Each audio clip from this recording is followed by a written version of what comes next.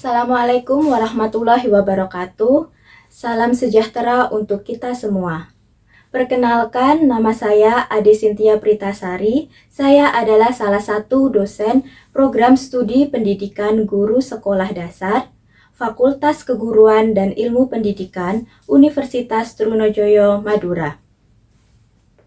Saya mengajar di program studi pendidikan guru sekolah dasar sejak tahun 2019 dengan kualifikasi akademik Magister Pendidikan Ilmu Pengetahuan Alam.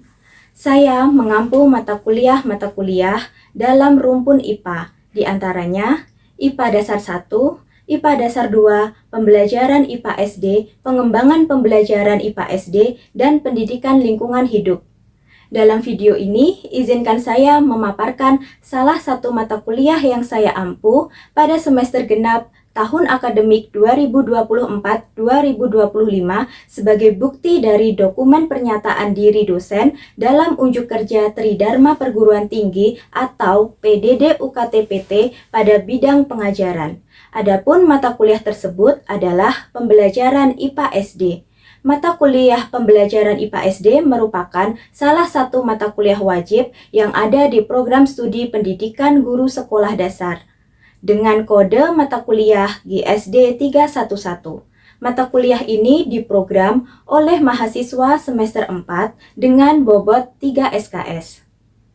Mata kuliah pembelajaran IPA SD membekali mahasiswa dengan penguasaan konsep tentang hakikat dan karakteristik IPA dan pembelajaran IPA SD, pendekatan dan model pembelajaran, media dan bahan ajar, serta evaluasi pembelajaran IPA sehingga mampu merencanakan dan melaksanakan simulasi pembelajaran IPA SD yang inovatif. Adapun capaian pembelajaran lulusan yang dibebankan dalam mata kuliah ini meliputi 1. Mahasiswa mampu menguasai dan mengembangkan kurikulum, pendekatan, strategi, model, metode, teknik, bahan ajar, media, sumber belajar IPA SD. 2. Menginternalisasi nilai, norma, dan etika akademik. 3. Menunjukkan sikap bertanggung jawab atas pekerjaan di bidang keahliannya secara mandiri. 4. Mampu menunjukkan kinerja mandiri, bermutu, dan terukur. 5. Mampu menerapkan pengetahuan konseptual bidang IPA melalui perancangan dan pelaksanaan pembelajaran dengan metode saintifik sesuai dengan etika akademik. 6. Mampu menganalisis, merekonstruksi, dan memodifikasi kurikulum, pendekatan, strategi, model, metode, teknik, bahan ajar, dan media yang inovatif sebagai guru kelas di sekolah dasar secara mandiri di bidang IPA. Dan 7. Mampu merancang dan melaksanakan evaluasi proses dan hasil pembelajaran IPA di sekolah dasar secara berkelanjutan. Materi pembelajaran pada mata kuliah ini diantaranya hakikat IPA dan pembelajaran IPA SD, strategi pembelajaran IPA, sumber belajar IPA, evaluasi IPA, perangkat pembelajaran IPA SD. Adapun referensi pendukung dalam menyampaikan materi pembelajaran diambil dari beberapa buku referensi dan artikel dalam jurnal nasional maupun jurnal internasional. Salah satu buku ajar yang digunakan pada mata kuliah ini adalah buku pembelajaran IPA SD, konsep dan aplikasi. Mode perkuliahan dilaksanakan secara luring sebanyak 16 kali pertemuan. Adapun proses pembelajaran lebih mengutamakan student-centered learning. Model pembelajaran yang diterapkan pada perkuliahan ini diantaranya adalah project-based learning, cooperative learning, small group discussion. Untuk interaksi antara mahasiswa dan dosen terbentuk di kelas secara luring melalui diskusi, tanya jawab, dan juga interaksi dilakukan secara online melalui WhatsApp group maupun email. Sistem penilaian pada mata kuliah ini terdiri dari 4 komponen evaluasi, Yang pertama, sikap sebanyak 15%, penugasan sebanyak 25%, UTS 30%, dan UAS 30%. Penilaian sikap menjadi salah satu aspek penilaian dalam perkuliahan ini, mengingat mahasiswa dalam perkuliahan adalah calon guru sekolah dasar, sehingga pembentukan sikap dan karakter juga ditekankan selama mengikuti perkuliahan. Sedangkan persentase tes dan penugasan digunakan untuk mengetahui aspek kognitif dan juga aspek keterampilan mahasiswa dalam memahami materi pada mata kuliah pembelajaran IPA SD.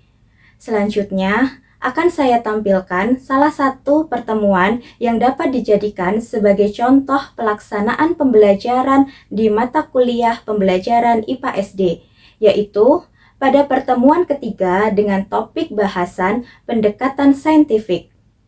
Sebelum saya tutup video ini, saya ingin mengucapkan terima kasih yang sebesar-besarnya kepada seluruh pihak yang telah membantu saya. Sekian dari saya, terima kasih. Wassalamualaikum warahmatullahi wabarakatuh. Assalamualaikum warahmatullahi wabarakatuh. Waalaikumsalam warahmatullahi wabarakatuh. Gimana kabar kalian hari ini? Alhamdulillah. Kok lemas, sudah makan? Sudah. Hari ini ada yang tidak masuk? Nanti Sebelum kita mulai perkuliahan pagi hari ini, mari kita berdoa terlebih dahulu. Berdoa dipersilakan. Oke, berdoa selesai. Hari ini kita kuliah apa? Pembelajaran IPA. Oke, pembelajaran IPA SD. Yang lalu kalian sudah belajar apa itu IPA dan hakikat pembelajaran IPA di SD. Hari ini kita akan sedikit mengulas hal yang sudah kalian pelajari dan akan kita kaitkan dengan pembelajaran IPA di SD. Apa itu? Hari ini kita akan belajar tentang pendekatan saintifik. Pernah dengar kata pendekatan? Pernah? Pernah PDKT? Pernah. Tapi konsepnya beda dengan PDKT ya. Mungkin waktu PDKT, oh saya punya kelas nih, si doi. Kalian ngamati, oh dia senengnya kalau berangkat ke kampus naik sepeda motor, senengnya kalau jajan sebelah misalnya gitu. Nah, di pembelajaran juga ada pendekatan. Jadi pendekatan itu nggak cuma dalam kehidupan sehari-hari, tapi di dalam pendekatan itu juga ada pendekatan. Oke, nah hari ini kita akan belajar tentang hakikat pendekatan, tujuan pendekatan, kriteria serta aspek atau langkah-langkah dalam pembelajarannya. Sebelum lebih jauh, kita akan mengulang lagi apa yang kalian ketahui tentang belajar. Apa itu belajar? Coba, ada yang masih ingat? Belajar adalah proses memperoleh ilmu. Proses untuk memperoleh ilmu ditunjukkan dengan apa? Dengan adanya perubahan tingkah laku, perilaku ataupun perubahan kemampuan. Nah, belajar itu bisa loh diperoleh melalui proses pembelajaran. Oke. Selain praktikum, apa lagi yang kalian ingat waktu belajar IPA di SD? Betul, pernah outdoor atau suruh ngamati di luar kelas, pernah percobaan, pernah pakai gambar, pernah mengamati bagian-bagian tumbuhan, gurunya pernah bawa alat peraga, pernah diminta nonton video tata surya misalnya, Oke. Nah, caranya beda-beda. Guru ada yang pakai gambar, oh guru ada yang nyuruh keluar kelas, oh guru ada yang minta praktikum. Kenapa ya kira-kira kok berbeda? Kenapa ada variasi? supaya pembelajaran tidak monoton begitu saja. Tidak monoton. Dalam rangka apa sih dilakukan? Mencapai tujuan pembelajaran. Jadi pada prinsipnya hal-hal yang dilakukan guru itu adalah hal-hal basic dan utama untuk mencapai tujuan pembelajaran. Maka dari itu ada namanya pendekatan, yang mana menjadi fondasi atau dasar kerangka yang harus disiapkan oleh guru kalau mau mengajar. Oh, hari ini jadwalnya kelas 4 adalah pembelajaran IPA, materinya ekosistem. Apa ya yang harus saya lakukan? Nah, guru harus punya persiapan sebelum masuk kelas. Biar apa ya? Biar nggak monoton. Masa iya tiap hari apapun materinya ceramah terus, kan nggak mungkin. Selain itu, siswa juga punya karakteristik. Kadang ada yang suka kalau aktivitasnya di luar kelas, ada yang suka kalau misalnya melakukan diskusi dan lain sebagainya. Jadi salah satu bagian penting dalam proses pembelajaran itu adalah pendekatan. Jadi apa itu pendekatan? Pendekatan adalah cara pandang pendidik yang digunakan untuk apa? Untuk men-create lingkungan kelas itu sehingga proses pembelajarannya akan tercapai dengan maksimal. Jadi sudut pandangnya, atau kalau bangun rumah ya itu fondasinya, atau kalau misal contoh lainnya itu GPS-nya. Oh, kalau dari Kamal mau ke Surabaya jalurnya mana ya? Kan di GPS memberikan banyak rute, mau yang tercepat kah atau mau yang jauh tapi lurus kah? Tinggal nanti pilihannya pada guru, mau naik sepeda motor, mau jalan kaki, atau mau naik mobil gitu. Nah, naik apanya itu adalah metodenya atau caranya, tapi arahnya, rutenya itu adalah pendekatannya gitu. Jadi basicnya, oh saya mau ngajar ekosistem, saya sukanya kinestetik, sukanya yang gerak-gerak. Jadi guru harus sudah menentukan nih, oh kalau gitu berarti saya harus menyiapkan atau menciptakan lingkungan belajar yang seperti kriteria yang dibutuhkan. Nah, banyak sekali jenis-jenis pendekatan dalam proses pembelajaran. Hari ini kita akan membahas satu jenis pendekatan yang sangat identik dengan pembelajaran IPA atau mungkin menjadi salah satu rekomendasi dalam pembelajaran IPA, yaitu pendekatan saintifik. Kalau dengar kata saintifik, apa yang mungkin terbesit di pikiran kalian? Sains, oke. Terus kan itu kalian nyomot sedikit ya, sains gitu. Nah, kalau dengar kata saintifik, apa sih yang terbesit gitu?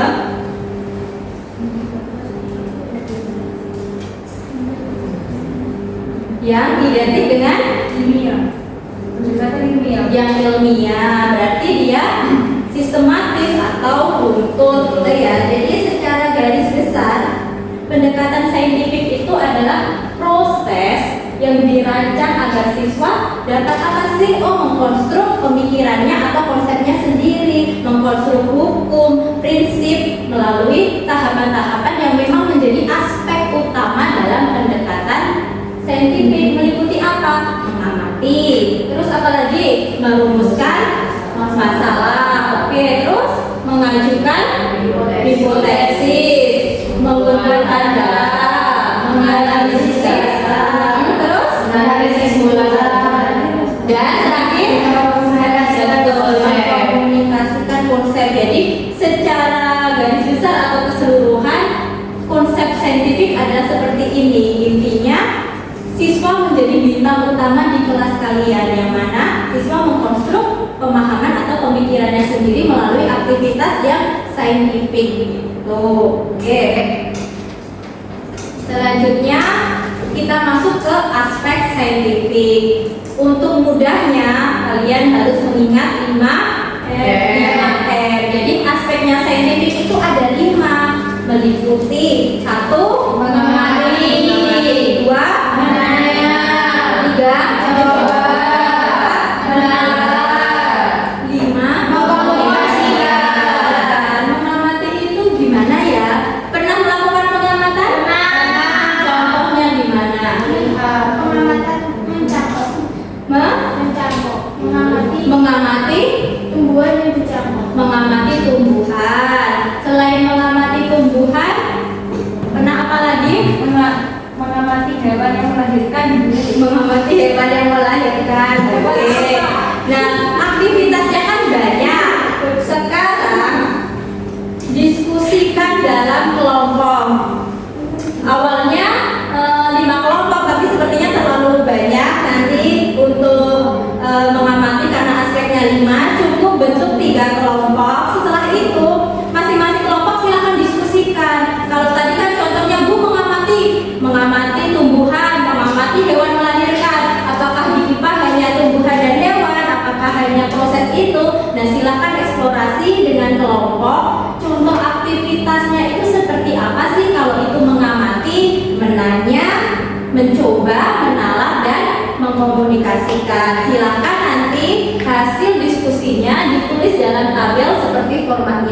Begitu ya? Oke, silakan bisa dimulai diskusi kelompoknya. Langsung aja yang mungkin satu kelompok satu baris.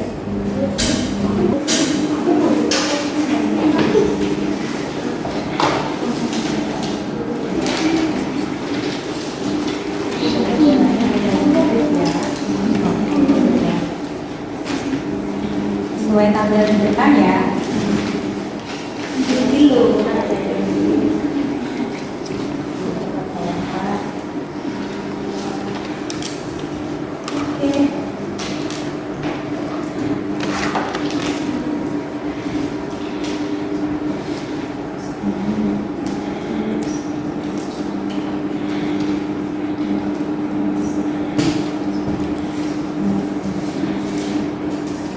Oke, ada kesulitan? Tidak ada. Sudah selesai? Sudah. Oke. Sekarang berhubung semua kelompok sudah selesai, sudah menuliskan aktivitas sesuai aspek saintifik, coba sekarang berikan hasil diskusinya dari aktivitas mengamati. Siapa yang ingin memaparkan hasilnya? Oke, boleh silakan. Yang pertama aspek saintifiknya yaitu yang mengamati. Mengamati, oke. Contoh aktivitas gurunya yaitu Siswanya saja coba gimana contohnya? aktivitas siswanya seperti mencatat hasil pengamatan pada buku mereka masing-masing atau mencatat observasinya. Selain itu? Bisa melakukan pengamatan langsung terhadap objeknya dan juga fenomena atau percobaan yang sudah Oke, boleh mengamati suatu objek, misalnya guru membawa alat peraga atau guru membawa mungkin tumbuhan di kelas. Nah, salah satunya ketika coba dilihat ini, nah itu adalah contoh kegiatan mengamati. Oke, selanjutnya kegiatan menanya. Boleh silakan. duduk atau berdiri. Boleh berdiri silakan. Aspeknya menanya yaitu seperti dengan menyusun pertanyaan, seperti dengan menggunakan kata tanya mengapa, bagaimana, apa akibatnya, kemudian terus apa. Kemudian bisa mendiskusikan pertanyaan dengan teman satu kelompok. Contohnya, siswa bertanya mengapa es batu itu bisa mencair jika diletakkan di ruang kulkas. Oke, terima kasih. Contohnya adalah dengan melakukan pertanyaan atau membuat pertanyaan dengan unsur kata tanya. Contohnya ketika apa? Misalnya guru ketika di awal memberikan suatu pengantar, terus siswanya merasa terstimulus. Misalnya guru menerangkan, pernahkah kalian membawa atau mengamati tumbuhan? Terus kenapa tumbuhan itu ukurannya berbeda-beda? Nah, nanti siswa terstimulus, mengapa ya jenisnya tumbuhan banyak atau mengapa organ-organ penyusunnya berbeda, misal seperti itu. Itu adalah contoh aspek menanya. Oke, selanjutnya aspek mencoba. Silakan siapa yang mau menyampaikan argumentasinya? Mencoba? Oke, silakan. Bisa dicoba. Bisa dicoba. Oke, silakan. Jadi aspek mencoba ini siswa bisa melakukan percobaan untuk membuktikan konsep materinya itu kemudian mencatat hasilnya. Contohnya mungkin pada topik sifat-sifat cahaya siswa menyiapkan alat terlebih dahulu sebelum praktikum kemudian mencoba memantulkan cahaya dengan cermin datar melihat bayangan yang terbentuk sesuai dengan langkah-langkah percobaannya. Oke, betul. Jadi contoh aktivitas ketika mencoba itu misalnya dengan eksperimen atau praktikum. Misal tadi membuktikan sifat-sifat cahaya. Jadi dimulai dari menyusun alat dan bahan yang dibutuhkan, kemudian melakukan langkah-langkah percobaan. Nah, itu merupakan bagian dari mencoba. Di dalam mencoba itu siswa juga mengamati hasil percobaannya. Nah, itu termasuk aktivitas dalam aspek mencoba. Oke, kita lanjut ke M yang keempat, yaitu menata. Siapa yang mau? Oke, silakan. Contohnya Untuk aspek yang keempat yaitu menalar, aktivitas siswa yang bisa dilakukan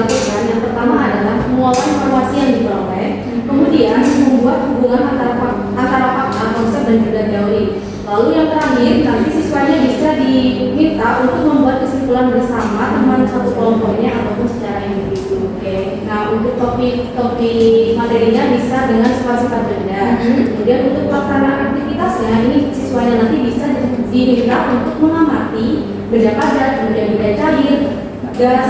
Kemudian nantinya siswa diminta untuk menyimpulkan perbedaan dari sifat. Bagus. Jadi menalar itu contoh aktivitasnya apa sih? Ketika sudah punya informasi, kemudian siswa mengolah informasi itu. Contoh tadi pada karakteristik atau sifat benda. Wujudnya ada 3. Berdasarkan pengamatan, setiap wujud itu punya karakteristik. Nah, nanti ketika menalar itu siswa akan mengolah informasi. Persamaannya apa, perbedaannya apa, gitu ya. Itu contohnya. Jadi intinya kalau menalar itu ya sudah sampai di fase atau tahapan mengolah informasi yang diperoleh ketika sudah mendapat hasil dari proses mencoba itu. Lanjut yang terakhir, M kelima apa? Mengkomunikasikan. Siapa yang mau memaparkan? Boleh, silahkan. Aspek yang keempat yaitu komunikasikan. Contohnya itu seperti menyusun laporan hasil pengamatan atau percobaan, lalu menyampaikan temuan secara lisan di depan kelas melalui gambar, tabel ataupun poster dan juga demonstrasi. Contoh aktivitasnya itu seperti melakukan kegiatan presentasi. Boleh, bagus. Jadi mengkomunikasikan itu menyampaikan hasil. Tadi ketika menalar sudah diolah itu informasinya. Informasi yang sudah diperoleh itu kemudian dikomunikasikan. Apakah harus presentasi di kelas? Mengkomunikasikan itu tidak harus secara lisan, tapi tertulis boleh. Misal guru minta, tuliskan jawaban kalian di lembar kerja, atau tuliskan dalam bentuk poster, atau kumpulkan dalam bentuk resume. Nah, itu juga bagian dari mengkomunikasikan. Oke, sampai di sini bisa dipahami? Bisa. Jadi aspeknya saintifik ada berapa? 5. Apa saja itu?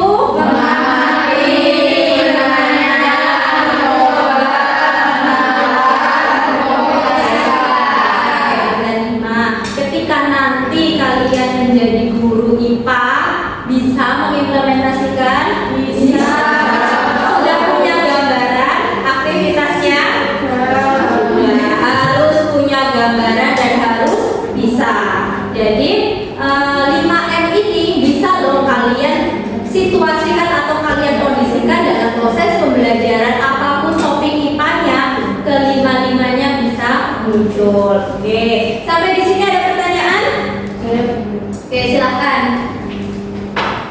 Jadi kan tadi kan sudah mengenai pendekatan saintifik yang fokus pada pembelajaran IPA. Nah, pertanyaan saya itu apakah pendekatan saintifik ini itu hanya khusus digunakan untuk pembelajaran IPA saja atau pembelajaran lainnya itu boleh menggunakan pendekatan saintifik? Oke, pertanyaan yang bagus. Jadi dulu kita sudah belajar pendekatan saintifik, kata-katanya itu identik dengan sains. Apakah itu hanya untuk IPA ataukah boleh untuk pembelajaran yang lain? Pada dasarnya ketika kita melakukan suatu proses pembelajaran atau guru merancang suatu proses pembelajaran, tidak ada patokan khusus. Kalau IPA harus saintifik, kalau IPS harus dengan pendekatan yang lain gitu. Tidak ada pedoman atau patokan seperti itu. Tapi salah satu pendekatan yang direkomendasikan untuk pembelajaran itu adalah pendekatan saintifik, yang mana tidak terbatas kok untuk IPA saja, tapi boleh untuk matematika, boleh untuk bahasa, bahkan untuk mata pelajaran seni maupun agama juga bisa saja dilakukan. Tapi kembali lagi, ketika guru mau merancang suatu pembelajaran, mau mengimplementasikan suatu pendekatan, harus dilihat topik yang mau diajarkan apa, karena topik itu yang menentukan pendekatan apa sih yang tepat untuk digunakan, gitu ya. Jadi pada prinsipnya ketika nanti kalian mengajar di kelas, meskipun aktivitasnya nanti kondisional sesuai kondisi kelas, tapi harus tetap mempersiapkan rancangan pembelajarannya. Salah satunya dengan memasukkan pendekatan dalam rancangan itu. Kenapa? Karena pendekatan itu adalah salah satu aspek penting dalam keberhasilan suatu pembelajaran. Pendekatan itu adalah fondasinya. Kalau kalian sudah tahu, oh kebutuhan saya di kelas seperti ini, materi yang akan saya ajarkan seperti ini, kalian harus sudah bisa menentukan pendekatan yang tepat apa. Karena pendekatan ini yang akan menentukan salah satu aspek yang menentukan ketercapaian pembelajaran. Meskipun dalam prosesnya pendekatan itu nggak mungkin berdiri sendiri, pasti di dalamnya ada strategi yang lain, yaitu metode dan model. Nah, untuk persiapan minggu depan kita sudah masuk pada materi model-model pembelajaran dalam IPA SD. Sebelum itu, karena kalian tadi sudah paham semua pendekatan saintifik, coba di rumah masing-masing meng-create atau merancang, oh kira-kira pendekatan saintifik itu kalau dirancang dalam suatu topik di IPA bagaimana? Terus kalau itu dikombin dengan suatu model, seperti apa ya implementasinya? Rancang dulu, minggu depan akan kita bahas bersamaan dengan materi model-model pembelajaran. Gitu ya. Mungkin itu untuk pertemuan kita hari ini. Terima kasih untuk partisipasi aktifnya. Semoga apa yang sudah kita pelajari bermanfaat untuk kita semua, khususnya untuk kalian dalam rangka menjadi calon guru profesional. Semoga materi dari saya bermanfaat nantinya untuk perkuliahan di semester selanjutnya dan bahkan nanti ketika kalian sudah lulus. Sekali lagi terima kasih, kurang lebihnya saya mohon maaf. Saya akhiri. Wassalamualaikum warahmatullahi wabarakatuh.